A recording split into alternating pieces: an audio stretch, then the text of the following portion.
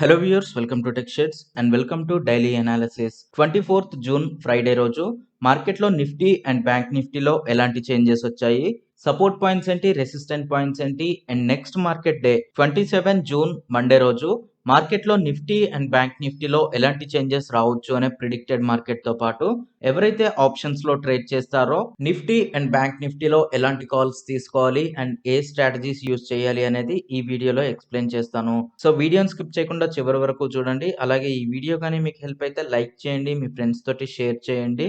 And ఈ ఛానల్ని ఇంతవరకు సబ్స్క్రైబ్ కానీ చేసుకున్నట్లయితే ప్లీజ్ సబ్స్క్రైబ్ చేసుకోండి. అండ్ సబ్స్క్రైబ్ చేసుకోగానే పక్కనే ఉన్న బెల్ ఐకాన్ని క్లిక్ చేయండి. సో టాపిక్ స్టార్ట్ చేస్తే నిఫ్టీ ఈ రోజు ఓపెనింగ్ గ్యాప్ అప్ తోటి ఓపెన్ అయింది. ఆ గ్యాప్ అప్ అనేది ప్రీవియస్ సపోర్ట్ పాయింట్ కి అప్వర్డ్ డైరెక్షన్ లో ఓపెన్ అయింది. సో ఈ పాయింట్ నుండి మార్కెట్ పాజిటివ్ డైరెక్షన్ కి వెళ్ళడానికి ట్రై చేస్తుంది. అయితే ఇదే సపోర్ట్ పాయింట్ దగ్గర ఈ రోజు ఎంటైర్ మార్కెట్ అనేది అప్వర్డ్ అండ్ డౌన్వర్డ్ డైరెక్షన్ లో ఉంది. సో ఫస్ట్ ఈ సపోర్ట్ ని బ్రేక్ చేయడానికి ట్రై చేసింది అండ్ దెన్ దీన్నే రెసిస్టెన్స్ లా పాజిటివ్ డైరెక్షన్ లో బ్రేక్ చేయడానికి ట్రై చేసింది. So only ups and downs ఈ సపోర్ట్ పాయింట్ దగ్గరనే జరిగాయి. అయితే అసలు మార్కెట్ లో ఏం జరుగుతుంది, ఎందుకని మార్కెట్ ఈ రోజు పాజిటివ్ డైరెక్షన్ ఉంది అనేది ఒకసారి చూస్తే యాక్చువల్ గా మార్కెట్ పాజిటివ్ డైరెక్షన్ లో వెళ్ళడానికి ట్రై చేస్తుంది.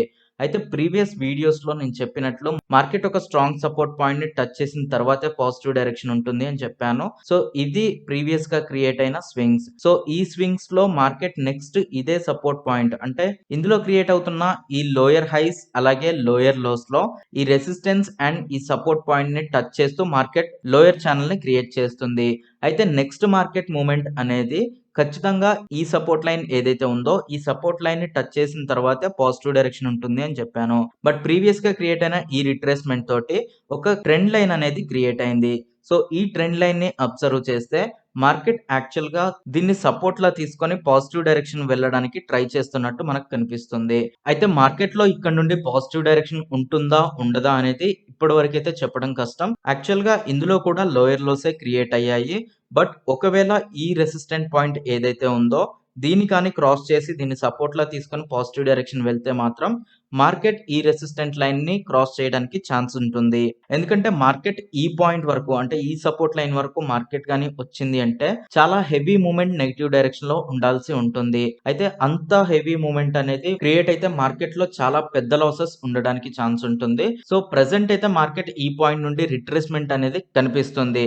అయితే ఈ రిట్రేస్మెంట్ ఎంత వరకు పాజిటివ్ డైరెక్షన్ లో ఉంటుంది, ఈ సపోర్ట్ ని తీసుకొని పాజిటివ్ డైరెక్షన్ లో వెళ్తుందా లేదా మళ్ళీ మార్కెట్ నెగిటివ్ డైరెక్షన్ లో వచ్చి ఈ సపోర్ట్ పాయింట్ వరకు వస్తుందా? ఎందుకంటే మార్కెట్ లో ఈ రిట్రేస్మెంట్స్ అనేవి ఎక్కువ అయ్యే కొద్దీ ఈ సపోర్ట్ పాయింట్ అనేది ఇంకా లోయర్ డైరెక్షన్ కి వెళ్తుంది. సో ఈ సపోర్ట్ పాయింట్ ని టచ్ చేయాలి అంటే మార్కెట్ లో చాలా పెద్ద మూమెంట్ నెగిటివ్ డైరెక్షన్ లో ఉండాల్సి వస్తుంది. సో ఈ పాయింట్ ని కన్సిడర్ తీసుకుంటే ప్రెసెంట్ క్రియేట్ అవుతున్న ఈ సపోర్ట్ పాయింట్ నుండి మేబీ మార్కెట్ ఒకవేళ పాజిటివ్ డైరెక్షన్ వెళ్తే వెళ్ళొచ్చు. అయితే ప్రీవియస్ గా మార్కెట్ ఇక్కడ స్వింగ్ క్రియేట్ అయినప్పటి నుండి అంటే ఈ పాయింట్ నుండి మార్కెట్ నెగిటివ్ డైరెక్షన్ వస్తుంటే ఖచ్చితంగా నెక్స్ట్ మార్కెట్ అనేది ఈ లైన్ ని టచ్ చేసిన తర్వాతే పాజిటివ్ డైరెక్షన్ ఉంటుంది అని ఎవ్రీ డే నేను చేసే డైలీ అనాలిసిస్ లో చెప్తూ ఉన్నాను. బట్ యాక్చువల్ గా మార్కెట్ ఒక్కటే స్వింగ్ లో ఈ డైరెక్షన్ అనేది కంప్లీట్ చేయలేకపోతుంది. ఇక్కడ మధ్యలో క్రియేట్ అయిన ఈ రిట్రేస్మెంట్స్ వల్ల మార్కెట్ లో క్రియేట్ అవ్వాల్సిన దానికంటే ఎక్కువ నెగిటివిటీ క్రియేట్ అవ్వాల్సి వస్తుంది. ఒకవేళ ఇక్కడ క్రియేట్ అవుతున్న ఇది కూడా ఒకవేళ రిట్రేస్మెంట్ గానీ అయితే నెక్స్ట్ మార్కెట్ మూవ్మెంట్ అనేది ఈ పాయింట్ వరకు కూడా వెళ్ళాల్సి ఉంటుంది. అంటే అది ఆల్మోస్ట్ 14,000 కి దగ్గరలో ఉంది.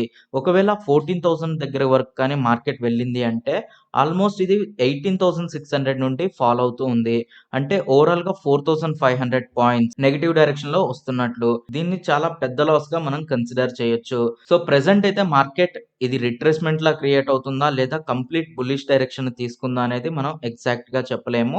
ఫస్ట్ ఇక్కడున్న ఈ సపోర్ట్ అండ్ రెసిస్టెంట్ పాయింట్స్ ని క్రాస్ చేయాలి అండ్ దెన్ కన్ఫర్మ్ గా మనం ఈ బులిష్ డైరెక్షన్ ని కన్ఫర్మ్ చేయాలి అంటే ఈ 16,825 ఏదైతే ఉందో ఈ పాయింట్ ని టచ్ చేసి ఇది క్రాస్ చేసిన తర్వాతే మనం బులిష్ డైరెక్షన్ ని కన్ఫర్మ్ చేసుకోవచ్చు.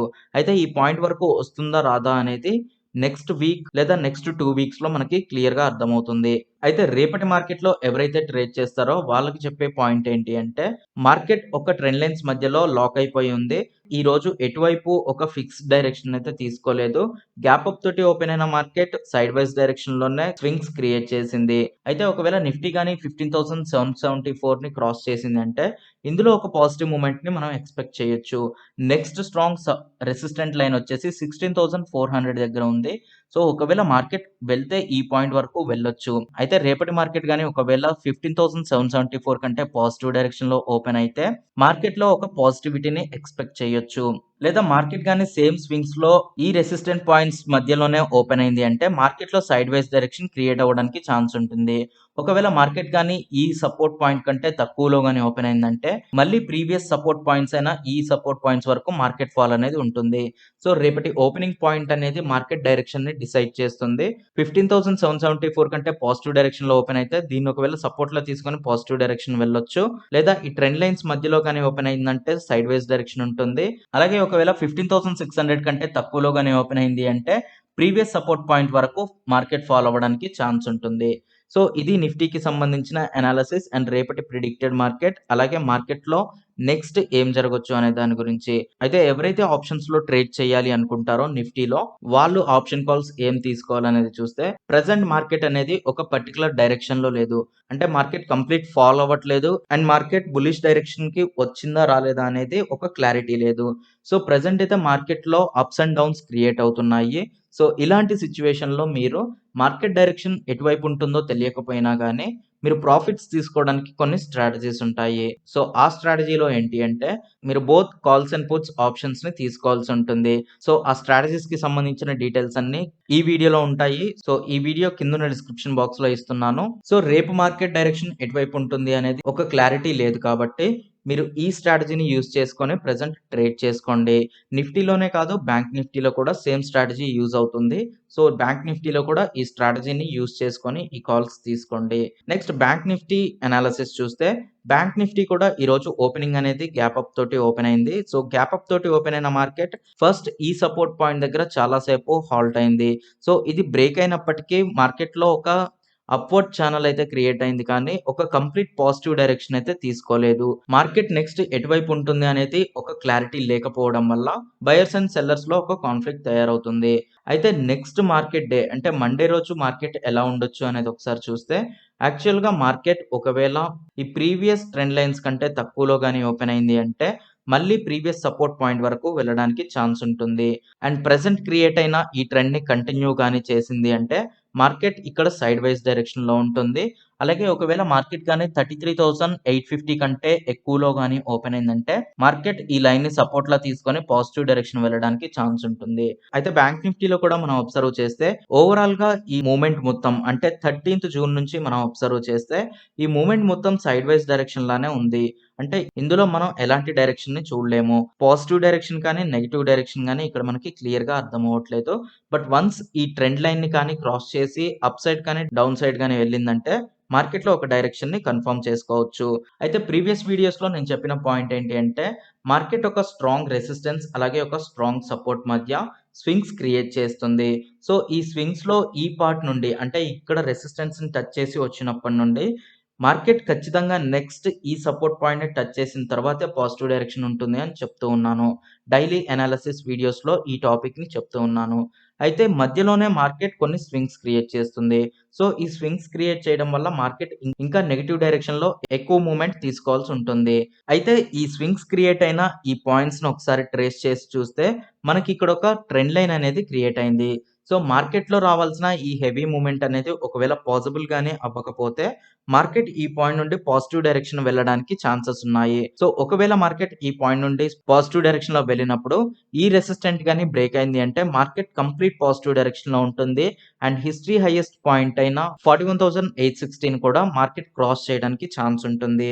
అయితే మార్కెట్‌లో ఈ బుల్లిష్ డైరెక్షన్ అనేది స్టార్ట్ అయిందా? లేదా ఇది కూడా ఒక రిట్రేస్‌మెంట్‌లా తీసుకొని మళ్ళీ నెగెటివ్ డైరెక్షన్‌లో ఉంటుందా అనేది ఇంకా మనం క్లారిటీగా చెప్పలేము. సో ఇక్కడ క్రియేట్ అయిన ఈ ట్రెండ్ లైన్స్, రెసిస్టెంట్ లైన్స్ అన్నిటిని క్రాస్ చేసి వెళ్ళిన తర్వాత 36,144ని కానీ క్రాస్ చేసింది అంటే ఇక్కడ నుండి మార్కెట్ కంప్లీట్ పాజిటివ్ డైరెక్షన్ అని డిసైడ్ అవ్వచ్చు. సో ఇది బ్యాంక్ నిఫ్టీకి సంబంధించిన అనాలిసిస్ అండ్ ఆప్షన్ కాల్స్ గురించి ఆల్రెడీ చెప్పాను. మార్కెట్ ప్రెజెంట్ పాజిటివ్ డైరెక్షనా, నెగెటివ్ డైరెక్షన్ అనేది క్లారిటీ లేకుండా ఉంది. సో మీరు ఆప్షన్స్‌లో కాల్స్ గాని తీసుకోవాలి అంటే స్ట్రాటజీని యూజ్ చేసి తీసుకోండి. అంటే మార్కెట్‌లో ఎప్పుడైతే either positive or negative movement ఉండి బట్ మనకి డైరెక్షన్ అనేది ఎగ్జాక్ట్‌గా తెలియకపోతే దానికి యూజ్ అయ్యే స్ట్రాటజీస్ ఉన్నాయి. సో, ఆ స్ట్రాటజీస్‌కి సంబంధించిన లింక్ కింద డిస్క్రిప్షన్ బాక్స్‌లో ఉంది. సో, మీరు ఆప్షన్ స్ట్రాటజీస్ అనే ప్లేలిస్ట్ ఓపెన్ చేస్తే అందులో మీకు ఈ వీడియో ఉంటుంది. సో, ఈ వీడియో చూడండి. ఇందులో ఏవైతే కాల్స్ సీఈ అండ్ పీఈకి సంబంధించి ఉన్నాయో ఆ కాల్స్ తీసుకోండి. అయితే ప్రీవియస్ డైలీ అనాలిసిస్‌లో నేనొక పాయింట్ చెప్పాను.